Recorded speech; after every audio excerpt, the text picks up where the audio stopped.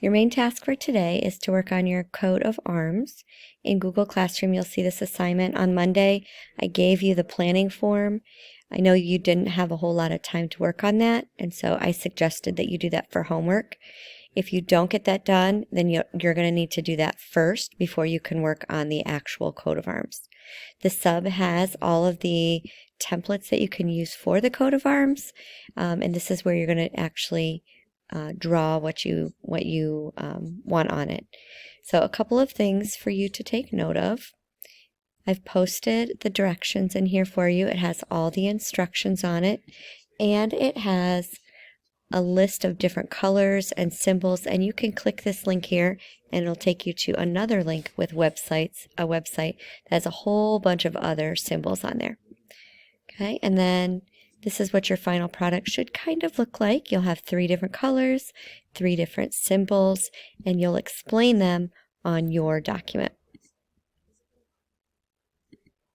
Now on your document, I'm going to show you an example so you can just kind of see about how much writing we will expect you to have. So this is the example that we did for the lightning thief. We picked one stage of the hero's journey, test allies and enemies. We picked one symbol to represent this part of the journey. We picked a dragon. And I'm not going to read through this because you could read through it yourself, but I'm going to read the topic sentence. Percy's main ally in the novel is his best friend, Grover. So that ties to this hero's journey stage. And a symbol best to describe him is a dragon because it represents protection. And so there's my symbol.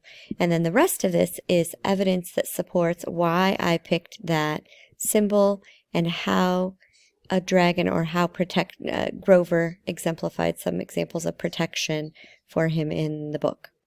Then I picked a color.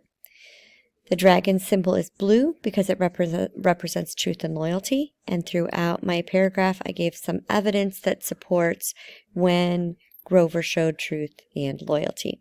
So you're going to be doing this 3 times for 3 different stages of the hero's journey. And this is an example of what your final product should kind of look like.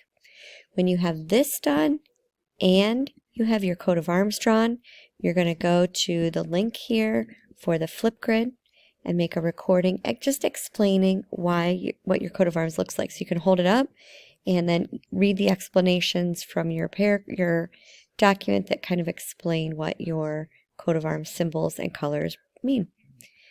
If you need any help, make sure you email me if none of the questions that I've answered are on this document or in the screencast.